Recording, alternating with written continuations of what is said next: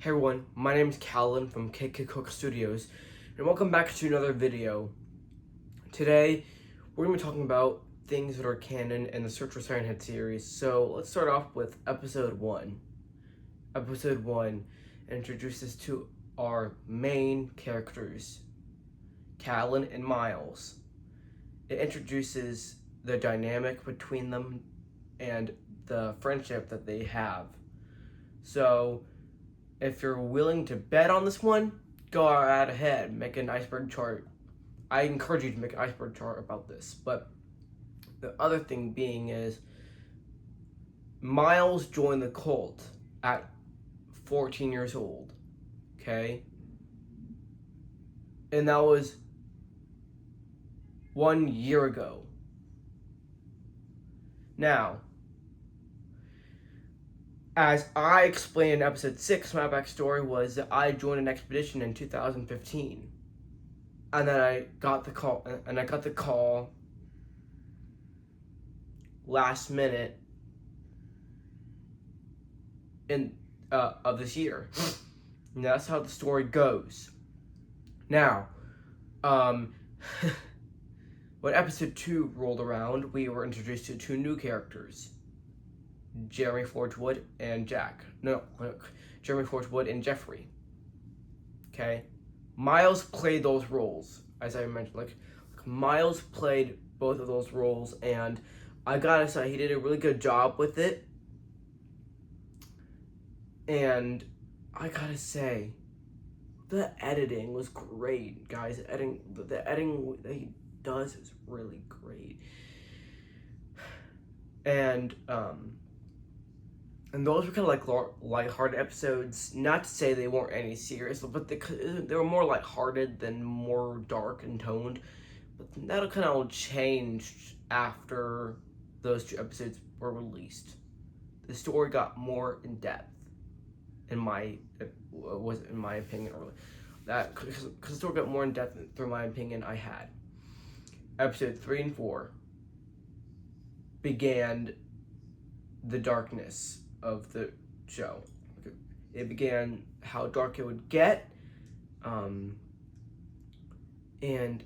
it just really explained everything and the history behind Siren Head. Is he's really old, like really, really old. Like, I don't know how, but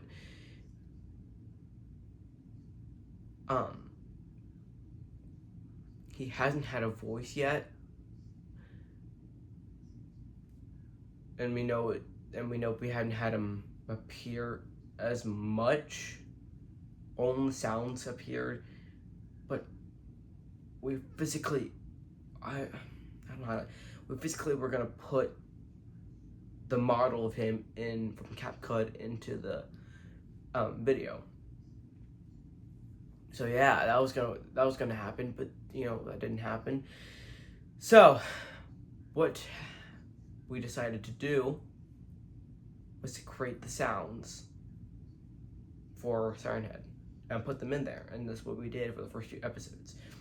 Now, I remember going back and rewatching those episodes. They were great. They were really great. I enjoyed watching them. They were nicely done. I think the acting skills were way better in episode 3 and 4, where we kind of got more in depth with our characters. And I made my character cry, and I came up with I put in the iconic line, classic line from Jaws, and I did all of that. But then we get to episode 5, and here's where it gets a little tricky. See, we got a new actor, okay? Ian, he was great. He was a new actor. Ian was just really nice. He had a great. He gave off just the great sound that Jeremy would have had if he were real.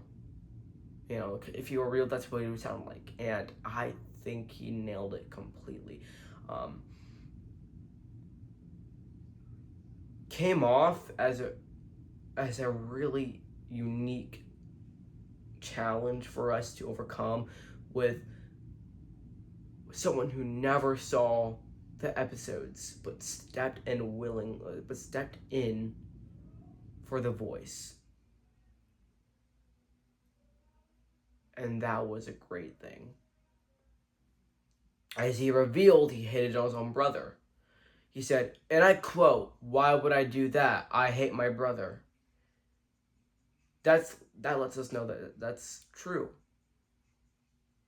And he made it sound like he actually did hate his brother.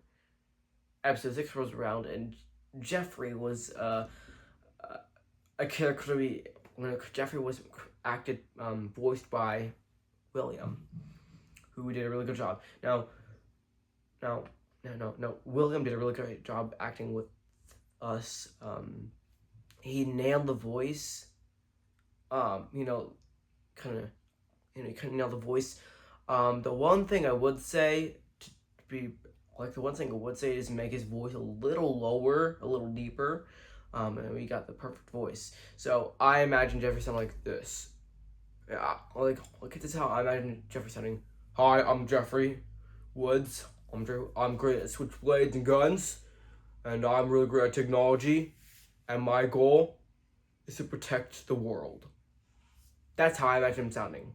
If he could make that voice happen, we got a perfect voice. Okay, but that would be kind of the voice for Jack Fortwood. That'd be the voice of Jack Fortwood. So maybe like a little maybe like a few octaves lower than that, and we got it. And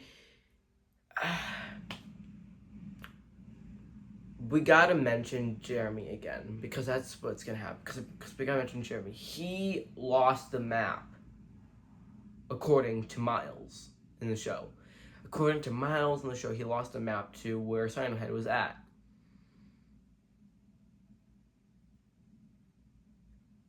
And I can imagine me just doing a voice recording of him. I'll do a little of what he did in the final fight scenes. He says, "No, try again." That's how he sounded. Just a little trivia for you. I'll see you guys later, and wait for tomorrow.